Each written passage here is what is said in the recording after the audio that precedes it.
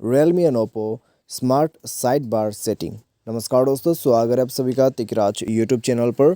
तो दोस्तों, आपका जो स्मार्ट साइड बार है वो कुछ इस प्रकार का है। ठीक है, आप देख सकते हैं यहाँ पर।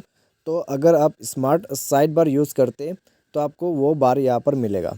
ठीक है, एक जो है लाइन आपको यहाँ पर दिखाई देगा। तो इसको अगर आप स्वाइप करोगे तो आपको इस तरह का इंटरफेस मिल जाएगा। एडिट भी आप कर सकते हैं यहाँ पर। ठीक है, काफ़ी सारे जो है यहाँ पर क्विक टूल्स वगैरह ऐड कर सकते हैं।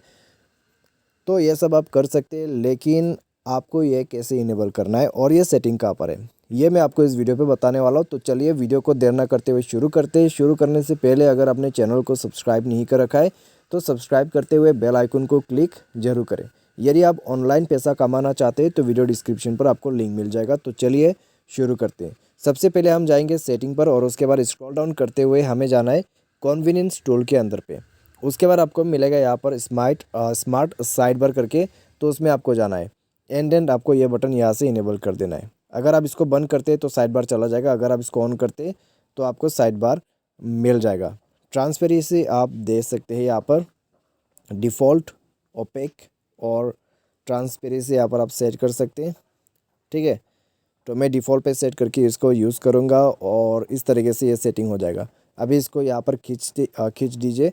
तो आप यहाँ से स्क्रीन रिकॉर्ड कर सकते हैं, स्क्रीन शॉट ले सकते हैं, फाइल मैनेजर पे जा सकते हैं, कैलकुलेटर ऑन कर सकते हैं। ठीक है, तो काफ़ी अच्छा सेटिंग है, आप भी यूज़ करके देखें। शॉर्टकट में काफ़ी आपको काम देने वाला है। ठीक है, तो आज की इस वीडियो पर बस इतना ही। यह है आपका स्मार्ट साइड बार सेटिंग।